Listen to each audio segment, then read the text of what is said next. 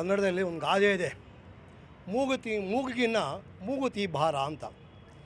ಮೊದಲನೇದಾಗೆ guarantee ಕೊಡೋ ಸಂದರ್ಭದಲ್ಲಿ ಅವರಿಗೆ ತಲೆಯಲ್ಲಿ ಮೊದಲೂ ಇಲ್ಲ, ಬುದ್ಧಿನೂ ಇಲ್ಲ. ಕಾಂಗ್ರೆಸ್ ಸರ್ಕಾರಕ್ಕೆ ರೂಪಿಸತಕ್ಕಂಥ ಸಂದರ್ಭದಲ್ಲಿ ಫಸ್ಟ್ ಇಡುವುದರು, ನಿನಗೂ ಹೋಗ ಕಾಕಾ ಸಾಹೇಬ್ ಪಾಟೀಲ ಹೋಗೋ, ನಿನಗೂ ಏನೋ ಸಿಕ್ಕದವನಿಗೆಲ್ಲ ದಾನ ಧರ್ಮ ಮಾಡಿ ದಾನ ಸುರ ಕಾಣಿಸ್ಕೊಳ್ಳೋಕೆ ಹೋದರು. ಫಸ್ಟು ಅಲ್ಲಿಡುವುದರು.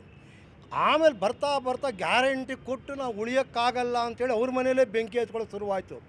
ಬೆಂಕಿ ಹತ್ಕೊಳ್ಳೋಕೆ ಶುರುವಾದ ಮೇಲೆ ನಮಗೆ ಮಹಿಳೆಯರು ಪತ್ರ ಬರೆದಿದ್ದಾರೆ, ನಮ್ಗೆ ಯಾಕೆ ನೀವು ಕೊಡ್ತೀರಾ ಹಂಗೆ ಅಂತ. ಅವ್ರ ಪಕ್ಷದಲ್ಲೇ ಗ್ಯಾರಂಟಿ ಕೊಟ್ಟು ನಮ್ಮ ಅಭಿವೃದ್ಧಿ ಹಾಳು ಮಾಡ್ತಿದ್ದೀರಲ್ಲ ಅಂತ ಹೇಳಿದ್ರು.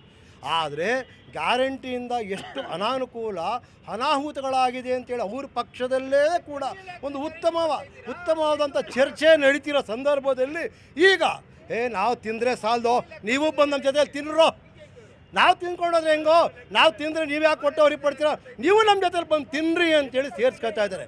ಯಾವುದೇ ಇಲಾಖೆಗಳು ಗ್ಯಾರಂಟಿ ಯೋಜನೆಯನ್ನು ಜಾರಿಗೆ ತರಲಿಕ್ಕೆ ಅಧಿಕಾರಿಗಳ ನೇತೃತ್ವದಲ್ಲಿ DBT ಇದೆ, ಡೈರೆಕ್ಟ್ ಬೆನಿಫಿಟ್ ಟ್ರಾನ್ಸ್ಫರ್ ಇದೆ. ಹಾಗಾಗಿ ಇರತಕ್ಕಂಥ ಅವರು ಬಿಡಿ, ಅವರು ಕೈಯಲ್ಲಿ ಹಾಕಿದ್ರೆ ಮೈಯೆಲ್ಲ ಪರ್ಚ್ಕೊತಾವ್ರೆ.